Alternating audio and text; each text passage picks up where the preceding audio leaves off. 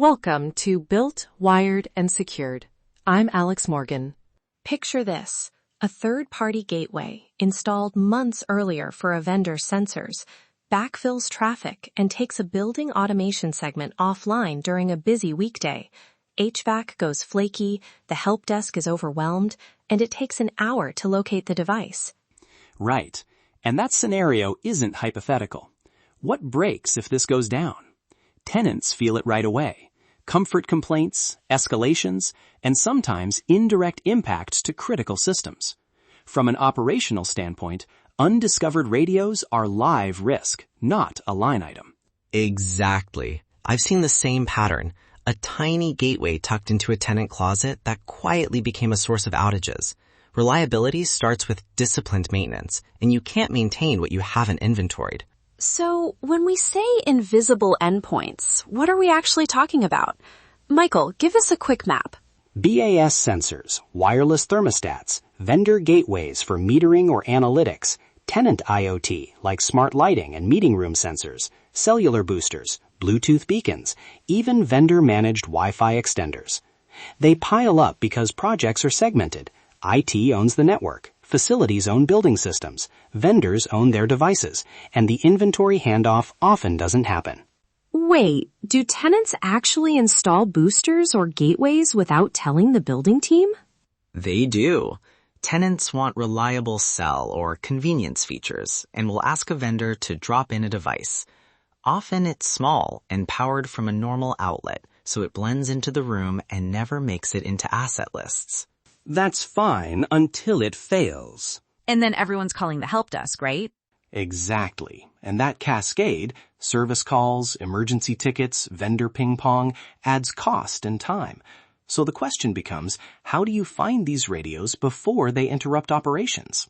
Walk us through practical discovery techniques teams can budget for. Keep it layered. Start passive. On the network side, pull DHCP leases, ARP tables, and syslogs. Those artifacts show devices that touch your infrastructure. On the air, do passive RF scans with a spectrum analyzer or phone-based Wi-Fi/Bluetooth scanners to detect transmissions without disconnecting anything. Low impact, high yield. Then add a physical walkthrough. Have someone walk floors with a tablet and checklist. Vendor closets, tenant comms rooms, under ceiling spaces. Combine that with vendor-installed device lists. Many vendors will provide records if you ask. How do you pick tools and scale the work without blowing the budget? You don't need $1 million toolkit to start.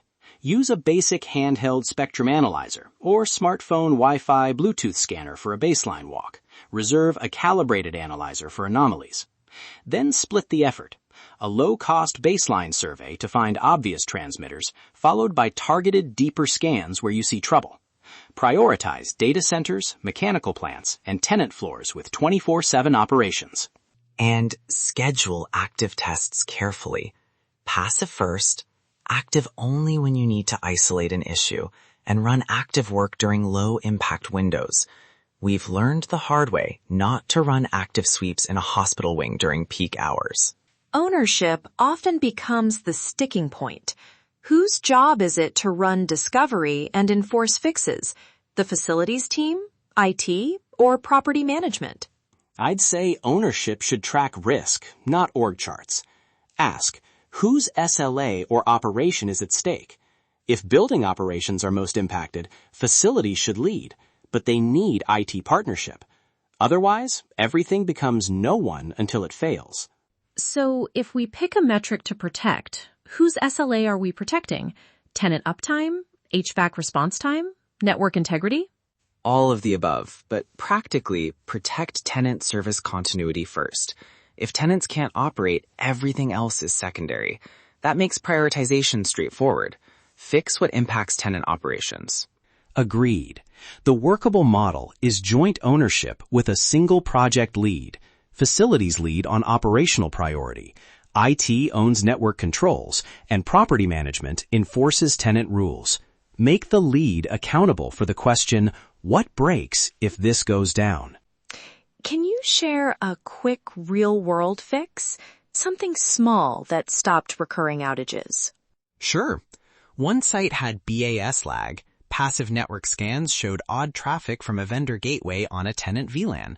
A walkthrough found a small gateway in a tenant closet auto-updating and flooding the switch.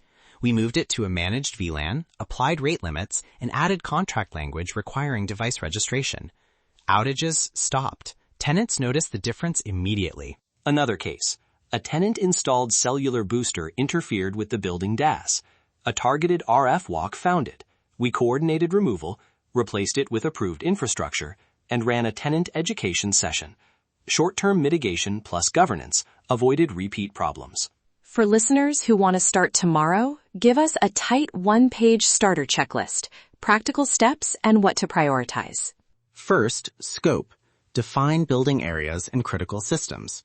For example, treat the main mechanical plant, the comms room, and tenant floors that operate 24/7, labs, trading floors, healthcare suites as high-priority scope. Second, passive discovery. Collect DHCP, ARP, and syslog artifacts. Third, RF walk. Cover high-traffic floors and mechanical rooms. Use a basic handheld spectrum analyzer or a smartphone Wi-Fi Bluetooth scanner for the baseline walk. Reserve a calibrated analyzer for anomalies. Fourth, vendor review. Request installed device lists and confirm any remote management access.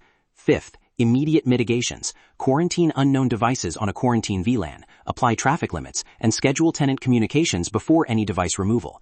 Sixth, governance. Require device registration in contracts. Include radio inventory in capital planning and run periodic scans every quarter. That's a usable starter set. If you want a one-page version that mirrors this checklist, GDS Technology has a downloadable template to scope a wireless and IoT discovery project and a templated scoping guide to get a scoping conversation started. Remember, make discovery part of cadence. Quarterly scans, device registration at contract stage, and a named project lead keep the radio layer under control. Ask always, what breaks if this goes down, and prioritize accordingly. And bring context on the walks. Pair someone who knows building systems with someone who knows radios. That combination finds things one specialist alone might miss. The best day in operations is the one nobody notices. That wraps up this episode of Built, Wired, and Secured. Today we covered why the invisible radio layer matters, how to discover it without needless disruption, who should own the results, and a starter checklist to get you moving. Thanks, Michael and James. Great practical guidance. Thanks. Good conversation. Start small, protect tenant operations, and keep that cross-team line open. Appreciate it. If you're running the scans, bring someone who knows the building systems. Context matters.